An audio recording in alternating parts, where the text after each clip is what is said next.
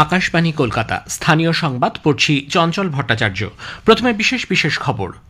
Operation সিঁদুরের প্রেক্ষিতে কেন্দ্রীয় সরকার আজ নতুন দিল্লিতে সর্বদল বৈঠকের ডাক দিয়েছে। দেশের বর্তমান পরিস্থিতিতে সন্ত্রাসবাদের বিরুদ্ধে লড়াইয়ে রাজ্য সরকার কেন্দ্রের সঙ্গে একজোট হয়ে কাজ করবে বলে মুখ্যমন্ত্রী জানিয়েছেন। তিনি সামাজিক মাধ্যমে কোনো রকম বিভ্রান্তিমূলক খবর ও ছবি না ছড়ানোর পরামর্শ দিয়েছেন।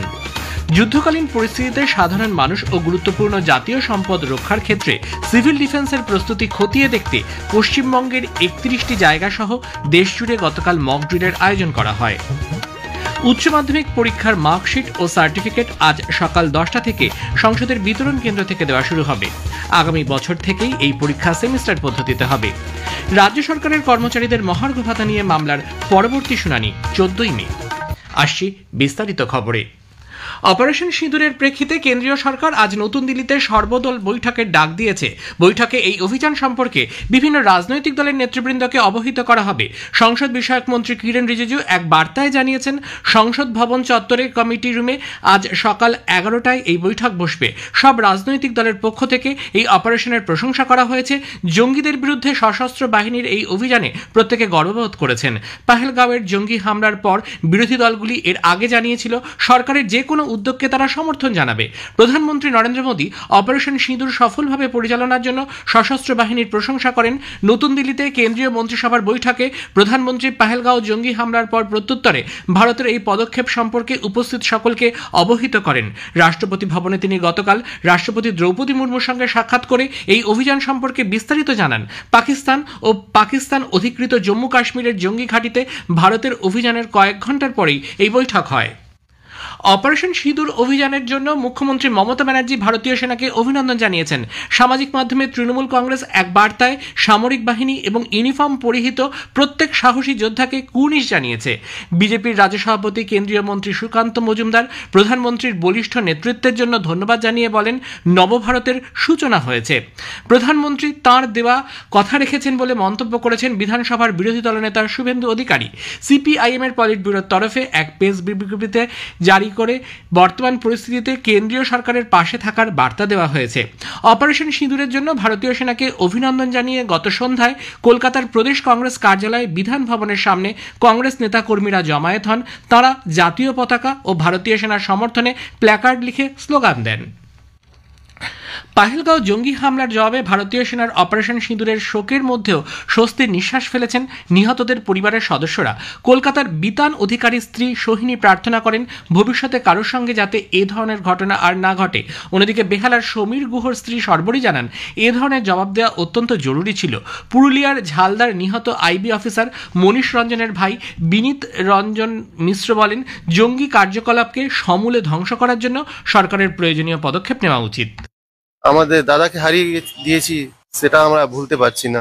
আমি চাইছি যে আরো অন্য ভাইকে এই দিনটা না দেখতে হয়। সরকার ভালোভাবেই এগুলোর স্টেপ নেয়, আমাদের দেশের ভিতরে হোক বা বাইরে হোক, যারা এদের সঙ্গে যুক্ত আছে তাদেরকে বেছে বেছে বার করা হোক এবং কঠোর শাস্তি দেওয়া হোক। পাকিস্তান ও পাক অধিকৃত কাশ্মীরের সেনা অভিযানের পর উদ্ভূত পরিস্থিতিতে কেন্দ্রীয় স্বরাষ্ট্রমন্ত্রী অমিত শাহ গতকাল সীমান্তবর্তী রাজ্যগুলির মুখ্যমন্ত্রীদের সঙ্গে ভার্চুয়াল বৈঠক করেন। এই বৈঠকে রাজ্যের মুখ্যমন্ত্রী মমতা ব্যানার্জি ছাড়াও পাঞ্জাব, জম্মু কাশ্মীর, উত্তরাখণ্ড, রাজস্থান সহ 10টি রাজ্যের মুখ্যমন্ত্রীরা অংশ নেন বলে জানা গেছে। এ রাজ্যের মুখ্য সচিব মনোজ পন্ত ও পুলিশের মহানির্দেশক রাজীব কুমার উপস্থিত ছিলেন। শ্রী শাহ রাজ্যগুলির উপরাজ্যপাল এবং মুখ্যমন্ত্রীদের সামাজিক মাধ্যম এবং অন্যান্য প্ল্যাটফর্মে জাতি বিরোধী প্রচারের ওপর কড়া নজর রাখতে বলেছেন।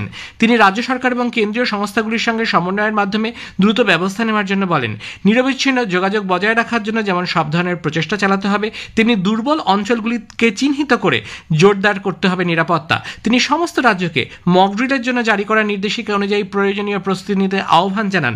হাসপাতাল, দমকল বাহিনীর মতো জরুরি পরিষেবাগুলি মসৃণ কাজকর্ম এবং অত্যাবশ্যক পণ্যের নিরবিচ্ছিন্ন সরবরাহ নিশ্চিত করতে হবে। দেশের বর্তমান পরিস্থিতিতে সন্ত্রাসবাদের বিরুদ্ধে লড়াইয়ে রাজ্য সরকার কেন্দ্রের সঙ্গে একজোট হয়ে কাজ করবে বলে মুখ্যমন্ত্রী মমতা ব্যানার্জি জানিয়েছেন। কেন্দ্রীয় স্বরাষ্ট্রমন্ত্রী অমিত শাহর সঙ্গে বৈঠকের পর মুখ্যমন্ত্রী গতকাল নবান্নে এক সাংবাদিক বৈঠকে বিভেদ না সৃষ্টি করে জনসাধারণকে কোনো রকম প্ররোচনায় পা না দেবার আবেদন জানান। সব কর্মী ও আধিকারিকদের ছুটি বাতিল করা হয়েছে বলে মুখ্যমন্ত্রী জানান। পাশাপাশি রাজ্যের বেসরকারি স্কুলগুলিকেও আগামীকাল থেকে ছুটি দিতে দেওয়ার আবেদন জানিয়েছেন তিনি। মুখ্যমন্ত্রী সামাজিক মাধ্যমে মাধ্যমে কোনো রকম বিভ্রান্তিমূলক খবর ও ছবি না ছড়ানোর এবং শান্ত ও সংযত থাকার পরামর্শ দিয়েছেন। ভুয়ো খবর ছড়ালে তাদের চিহ্নিত করে ব্যবস্থা নেওয়ার নির্দেশ বৈঠকে দেওয়া হয়েছে।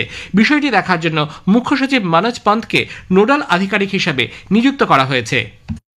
রাজ্যের নাগরিক হিসেবে এবং সংবাদ মাধ্যম হিসেবে আপনাদের দায়বদ্ধতা আছে এই সময়টা খুব শান্ত এবং সংযত থেকে মানুষকে সঠিক সত্য যেটা পরিবেশন করা সম্ভব, যাতে কোনো অশান্তি না হয়, কোনো প্ররোচনা না হয়, কোনো হিংসা না ছড়ায়, কোনো সন্ত্রাস না ছড়ায়, সেদিকে লক্ষ্য রেখে কাজ করার জন্য আবেদন করছি। কাশ্মীরের পেহেলগাঁওতে পর্যটকদের ওপর জঙ্গি হামলার আবহে সবজি মাছ সহ খোলা বাজারে নিত্য প্রয়োজনীয় সামগ্রীর দাম যাতে নাগালের বাইরে না যায় তা দেখতে রাজ্য সরকার আজ বিকেলে নবান্নে একটি বৈঠকে বসতে চলেছে। মুখ্যমন্ত্রী মমতা ব্যানার্জির পৌরোহিত্যে এই বৈঠকে বাজার দর নিয়ন্ত্রণ সংক্রান্ত টাস্ক ফোর্স, এনফোর্সমেন্ট বিভাগ, পুলিশ, বিভিন্ন পাইকারি বাজার ব্যবসায়ী সমিতির সদস্যরা যোগ দেবেন বলে জানা গেছে। অপারেশন সিঁদুরের আবহে বিধানসভার অধ্যক্ষ বিমান বন্দ্যোপাধ্যায় এ রাজ্যের শিলিগুড়ি করিডোর বা চিকেন নেক নিয়ে উদ্বেগ প্রকাশ করেছেন। অধ্যক্ষ গতকাল এক সাংবাদিক সম্মেলনে জানান, রাজ্যের সীমান্ত এলাকাগুলি সুরক্ষিত করার জন্য মুখ্যমন্ত্রী বারবার কেন্দ্রের কাছে আবেদন জানিয়েছেন। শিলিগুড়ির চিকেন নেক সন্নিহিত অঞ্চলের কাছাকাছি 3টি দেশের সীমানা থাকায় এখানে নিরাপত্তার বাড়তি গুরুত্ব দেওয়া উচিত। পাশাপাশি সুন্দরবন এলাকায় ভারত বাংলাদেশ জল সীমান্ত নিয়েও বাড়তি সতর্ক হওয়ার কথা বলেন রাজ্য বিধানসভার অধ্যক্ষ। জলপথে দুদেশের সীমানা বহু জায়গাতে স্পষ্ট নয় বলে তার মন্তব্য। যুদ্ধকালীন পরিস্থিতিতে সাধারণ মানুষ ও গুরুত্বপূর্ণ জাতীয় সম্পদ রক্ষার ক্ষেত্রে সিভিল ডিফেন্স প্রস্তুতি খতিয়ে দেখতে দেশ জুড়ে গতকাল মক ড্রিলের আয়োজন করা হয়। কেন্দ্রীয় স্বরাষ্ট্র মন্ত্রকের নির্দেশে সারা দেশে 259টি স্থানে মহড়ার আয়োজন করা হয়। কলকাতা সহ এ রাজ্যে মোট 31টি জায়গায় মহড়া চলেছে বলে খবর। সরকারি সূত্রে জানা গেছে, কেন্দ্রীয় সরকারের নির্দেশ মতো এ রাজ্যে আগামী 7 দিন ধরে ধাপে ধাপে মক ড্রিল চলবে। রাজ্য সরকারের কর্মচারীদের মহার্ঘ ভাতা নিয়ে মামলার পরবর্তী শুনানি আগামী বুধবার 14ই মে বেলা 2টার সময় হবে। সুপ্রিম কোর্টের বিচারপতি বিক্রম নাথের নেতৃত্বাধীন 3 বিচারপতির বেঞ্চে গতকাল শুনানি থাকলেও রাজ্য সরকারের আইনজীবী অভিষেক মনু সিংভি বলেন, অন্য একটি মামলার শুনানিতে তিনি ব্যস্ত থাকার কারণে এই মামলার শুনানি পিছিয়ে দেওয়া হোক। গ্রীষ্মকালীন অবকাশের পরে শুনানি জুলাই মাসে হতে পারে বলে তিনি মত প্রকাশ করেন। বিভিন্ন কর্মচারী সংগঠনের পক্ষে বিকাশ রঞ্জন ভট্টাচার্য, ফিরদৌস শামীম সহ অন্যান্য আইনজীবীরা অভিযোগ করেন, রাজ্য সরকার ইচ্ছাকৃতভাবে এই শুনানি পিছিয়ে দিচ্ছে। পরবর্তী শুনানির দিন নির্দিষ্ট করার দাবি জানান তারা। এরপরই 14ই মে ধার্য করা হয়।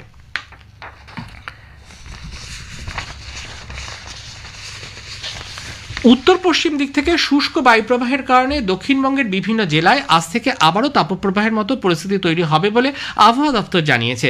দপ্তরের পূর্বাঞ্চলীয় প্রধান সোমনাথ দত্ত জানিয়েছেন, পশ্চিম বর্ধমান, বীরভূম, বাঁকুড়া, পুরুলিয়ার মতো পশ্চিমের জেলাগুলিতে তাপমাত্রার পারদ কোথাও কোথাও 40 ডিগ্রি বা তারও বেশি হতে পারে। ইডেনে গতকাল আইপিএল এর ম্যাচে চেন্নাই সুপার কিংস 2 উইকেটে কলকাতা নাইট রাইডার্সকে হারিয়ে দিয়েছে। কেকেআর টসে জিতে প্রথমে ব্যাট করে নির্ধারিত 20 ওভার 6 উইকেটে 179 রান তোলে। জবাবে ব্যাট করতে নেমে চেন্নাই 8 উইকেট হারিয়ে 2 বল বাকি থাকতেই ম্যাচ জিতে নেয়। শেষে বিশেষ খবর আরও একবার। অপারেশন সিঁদুরের প্রেক্ষিতে কেন্দ্রীয় সরকার আজ নতুন দিল্লিতে সর্বদল বৈঠকের ডাক দিয়েছে। দেশের বর্তমান পরিস্থিতিতে সন্ত্রাসবাদের বিরুদ্ধে লড়াইয়ে রাজ্য সরকার কেন্দ্রের সঙ্গে একজোট হয়ে কাজ করবে বলে মুখ্যমন্ত্রী জানিয়েছেন। স্থানীয় সংবাদ শেষ হলো। এরপর খবর শুনবেন সকাল 9টা বেজে 15 মিনিটে।